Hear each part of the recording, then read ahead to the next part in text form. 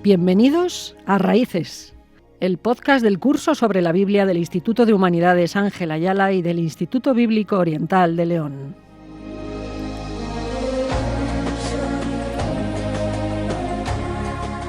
En este podcast cada día dialogamos con un invitado que nos enseña y abre nuevos horizontes a través de las Escrituras. Prepárate para aprender, meditar y dejar que la palabra cobre vida. Hoy, en el que será nuestro episodio 6, sexto podcast, nos acompaña el profesor de la Universidad CEU San Pablo, Hipólito Sanchiz Álvarez de Toledo, que nos hablará sobre qué tiene que decirnos la arqueología sobre los patriarcas.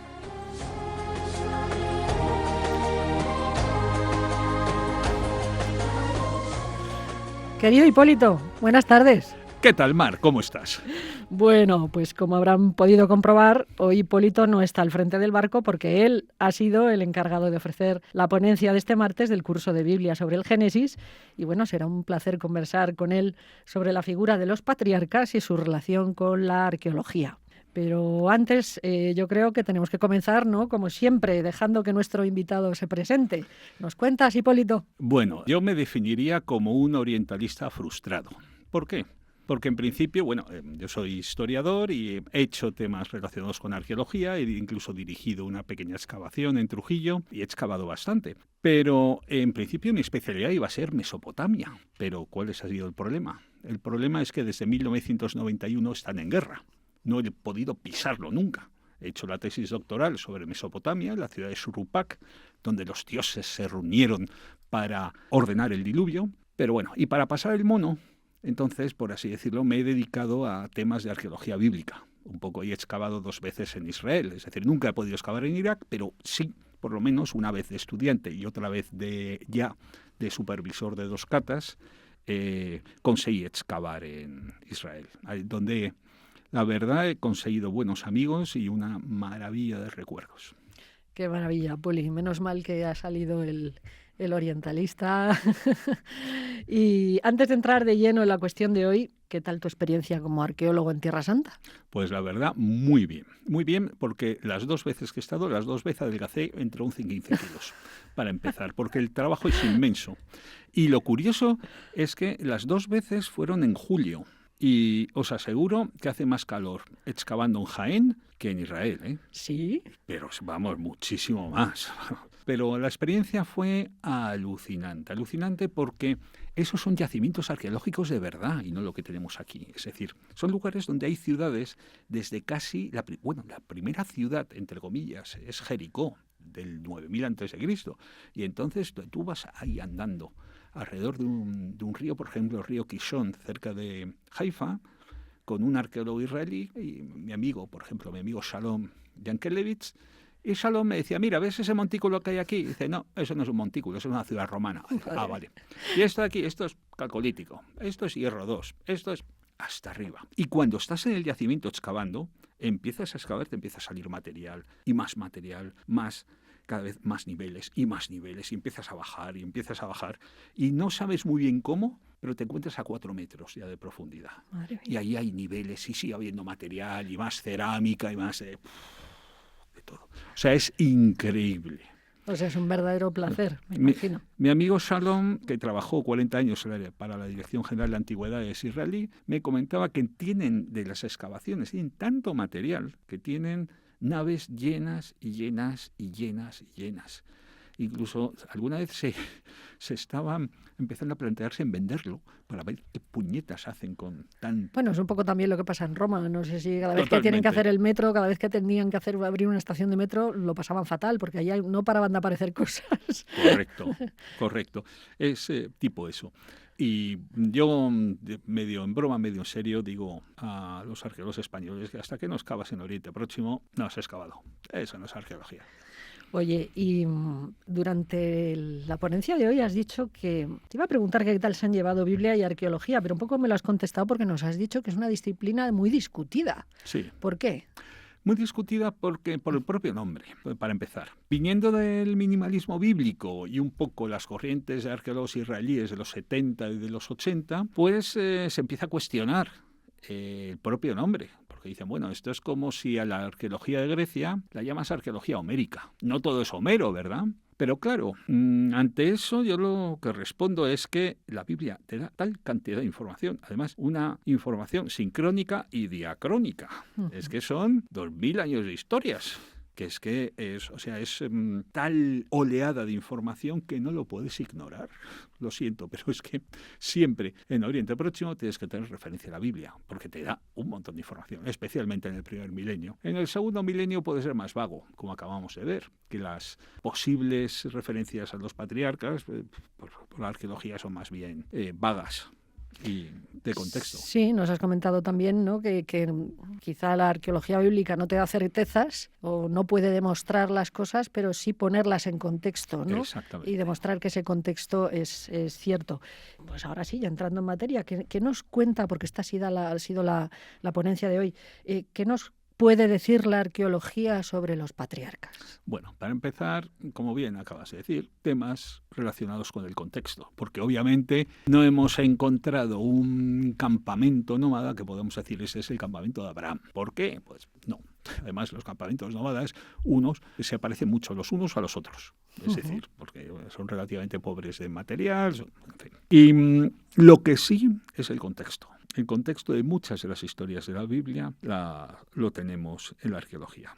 Por ejemplo, empecé poniendo la costumbre de la circuncisión entre los hebreos, que aparece en el Génesis como un pacto entre Dios y Abraham, aparece bien documentada en algunas tumbas egipcias. Hay una especialmente de la dinastía sexta.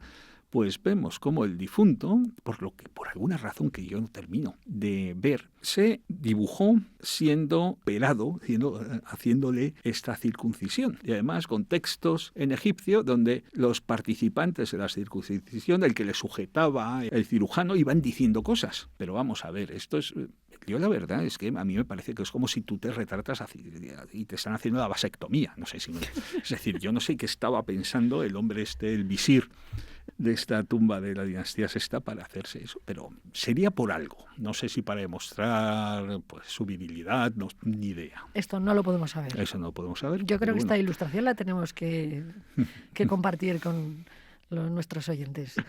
Pero lo que sí está claro es que los hebreos no eran los únicos que se circuncidaban. Eso es lo que nos dice. Cierto, esa es la... Entonces, y otro tema, por ejemplo, que hemos visto, que es la historia de Abraham, Sara, Agar, la esclava, y Ismael. Es decir, hemos visto cómo Sara, viendo que no tiene hijos con Abraham, pues le coge a su esclava y se la da a su marido para que tenga hijos con ella y hacer así los hijos que tenga suyos. Esto que obviamente nuestra mentalidad nos choca, ¿no? Pues curiosamente está perfectamente legislado en el Código Hammurabi. Es decir, Código Hammurabi alrededor del 1800 a.C., más o menos lo da como algo normal y que sucede. Incluso el hecho de que al final aparece Isaac, al final Dios cumple su promesa y Sara y Abraham tienen un hijo, tienen Isaac. Entonces Sara le dice a Abraham, oye, lo de la esclava con su hijo, con Ismael, deshazte de ellos. Y Abraham, los deja en el desierto. Pues eso también está legislado, que si el padre, por así decirlo, no consiente que sean tratados como hijo, vale, no son esclavos, pero tampoco son hijos. Y eso también aparece en el Código Hammurabi. Es decir, estamos viendo cosas de la vida cotidiana en el 1800 a.C. Ciertamente, que nos hacen, como explicas tú, de contexto. Oye, ¿y qué hay sobre la historia del hijo de Jacob, de José? Bueno, es uno de los relatos con los que más hipótesis tenemos y con los que más nos detenemos. ¿Sería posible que ya sabes que José, en principio, es vendido por sus hermanos porque tienen envidia, ya que él es un intérprete de sueños muy bueno? Sus hermanos le tienen envidia y le venden a una caravana de ismaelitas que va a Egipto como esclavo. Y cobran por él 20 shekels, o sea, 20 siclos. Son unos 280 gramos de plata y es el precio medio de un esclavo en alrededor del segundo milenio antes de Cristo, en la primera mitad. Después subirán a 30 shekels y en el primero llegarán a 50 shekels. O sea, tenemos mucha información económica sobre el precio de los esclavos. Entonces, pues... Bueno, la cuestión es que siempre al mundo académico le ha pesado mucho ¿puede un asiático llegar a visir o primer ministro de la corte egipcia? Porque, todo hay que decirlo, da la impresión por sus textos que los egipcios eran una panda de xenófobos bastante curiosos, pero eran bastante racistillas, hablando mal y pronto. Aunque con entre comillas. ¿Por qué? Porque da la impresión que si el extranjero se egiptizaba, vestía a la egipcia, tomaba un nombre egipcio y adoraba a dioses egipcios, lo integraban. Pero vamos, hay un texto egipcio muy curioso que dice, menos mal que los dioses se apiadaron del resto del mundo, que no tiene un Nilo como nosotros, y hacen que el agua caiga del cielo. Eso, el punto de vista egipcio, nosotros somos el ombligo del mundo, es típico de los grandes imperios. Bueno, ¿cómo un asiático pudo llegar a ser visir? Es una muy buena pregunta. Para empezar, al principio la respuesta fue que debió ser justo en un momento en el que los faraones eran también asiáticos. En lo que llamamos el segundo periodo intermedio, los faraones hicsos, de la dinastía XV y de la XVI. Claro, alguien de su misma extracción está claro que podría tener tranquilamente un visir asiático sin ningún problema. Pero es que, según ha avanzado la egiptología, han empezado a aparecer tumbas de asiáticos que durante el Reino Medio y el Reino Nuevo llegaron a altos puestos en la administración egipcia. Lo sabemos por sus nombres. Hay uno especialmente que fue visir con Amenofis III y Ajenatón, que es Aperel, que ese nombre Aperel, terminado en EL, se parece mucho a los nombres hebreos como Rafael, Miguel, Samael, etcétera, etcétera, porque él quiere decir Dios. Por ejemplo, Samuel, Dios llama, o algo similar. O Ariel, el león de Dios. Entonces, lo que nos está diciendo que Aperel era un nombre semítico, y era un nombre probablemente de la zona de Sirio-Palestina. ¿Pariente de los hebreos? ¿Sería el propio José? No creemos. Pero la pena es que no hemos encontrado la tumba de José, y eso que la hemos buscado, la verdad, pero sí que el contexto nos dice que pudo existir un José. Además, por ejemplo, el primer amo de José, Putifar es un nombre egipcio, es algo así como Potifara, que quiere decir algo así como al que Ra da, o algo similar. El propio nombre que le dan el faraón a José, el faraón le da un nombre egipcio, pues también tiene una correspondencia. Es decir, tenemos muchos detalles que nos dicen que el contexto es correcto, pero con certeza no podemos decir que José existiera. Qué interesante, Hipólito. O sea, realmente no sabemos si fue visir de un faraón, pero la arqueología nos dice que quizá, ¿no? que podría ser. Has estado hablando también de un personaje que yo la verdad no lo conocía, es Israel Finkelstein. Sí. Estoy encantada de haberlo conocido por todo lo que has comentado, pero que nos explicaba que la Torá dice que es una especie de panfleto que hacen los judíos en Babilonia para recuperar sus tierras, ¿no? Que la mayoría de los relatos de la Biblia son inventados y que Saúl, David y Salomón pues eran arquetipos que no existieron en realidad. Correcto. ¿Qué ha ocurrido después? ¿Se llegó a desmentir esto? Sí. Sí, porque esto es lo interesante. La evidencia arqueológica. Es decir, en la conferencia de hoy me he dado 3 descubrimientos. Uno, la estela de Tel Dan, donde en el 850 a.C. ya había un rey de Damasco, probablemente Ben-Hadad, que decía haber derrotado a la casa de David. Dice, bueno, para no existir la casa de David, que David debió vivir alrededor del 970, como un siglo antes, pues eso está muy próximo.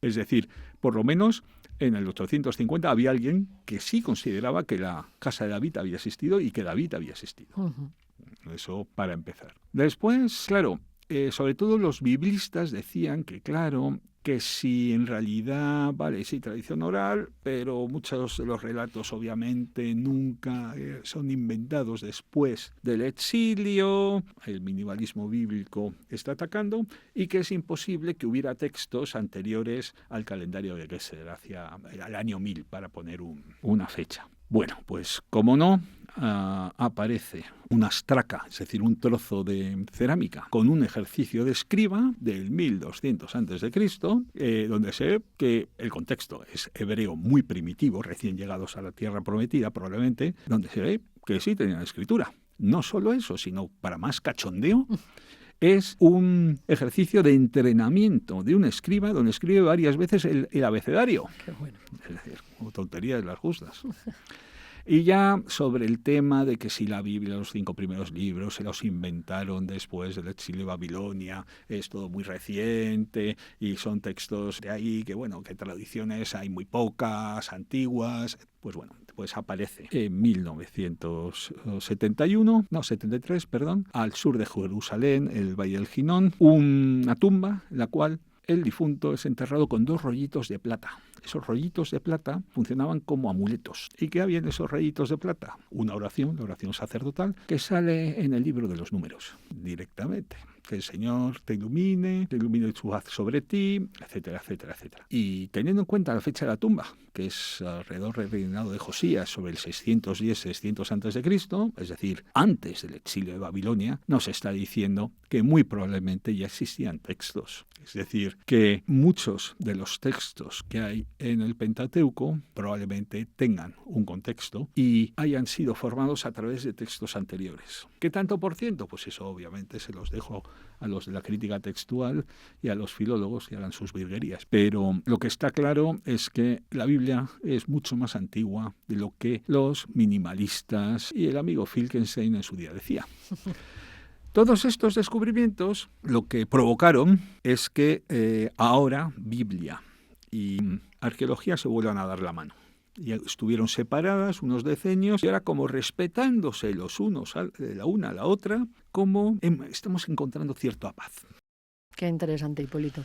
Oye, y de todos los hallazgos arqueológicos que tú conoces, que deben ser muchísimos, de arqueología bíblica, ¿cuál te parece el más significativo o con cuál te quedas tú? ¡Jo! ¡Qué buena pregunta! Pero buenísima. Bueno, yo me quedo, para empezar, con uno que no hemos visto porque es ligeramente posterior, que es la Estela de Israel. Es la primera vez que aparece el nombre Israel en un texto. Es un texto egipcio que los egipcios, así como los mesopotámicos, eran muy burócratas y está todo perfectamente datado, fechado y tal. Y el texto es de reinado del faraón Merentab, más o menos el 1208 a.C. Y allí Merentab se da una vuelta por la zona de Sirio-Palestina, arrasando ciudades, o por lo menos lo que él dice. Y uno de los topónimos, o más que topónimos, uno de los nombres que aparece es el de Israel. Pero claro, como el sistema jeroglífico egipcio funciona también por ideogramas, los ideogramas que hay al final de la palabra Israel no son topónimos, o sea, no te dice que es un lugar, sino te dice que es un pueblo. Lo que hay es, digamos, si pudiéramos verlo, una especie de señor, señora, y debajo 3 signos, 3 palitroques que son los de pluralidad. O sea, te está diciendo que es un pueblo. Todavía no estarían asentados, estarían asentándose, pero ahí aparece por primera vez el nombre de Israel. Da mucho juego para hablar la Estela de Israel y es uno de los temas que más me gusta tocar. Qué bonito, desde luego. La ponencia de hoy me ha llamado la atención también que has dicho que la arqueología en realidad tiene sus límites. Has insistido mucho en esto. Sí. Explícanos por qué. Vamos a ver, pues un ejemplo, que es tipo CSI. ¿Qué pueden saber de ti por tu basura?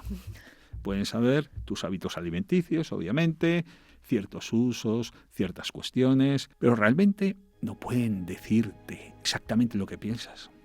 Ese es un poco el símil. Por eso la arqueología tiene sus límites.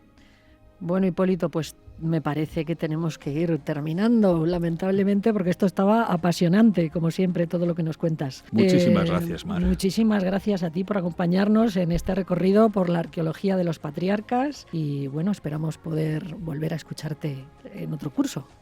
Muchas gracias, Mar, todo corazón.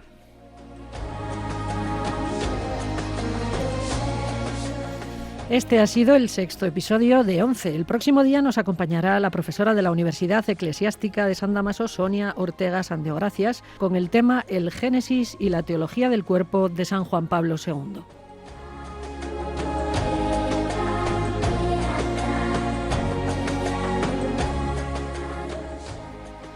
Esto fue Raíces. Le esperamos en el próximo episodio.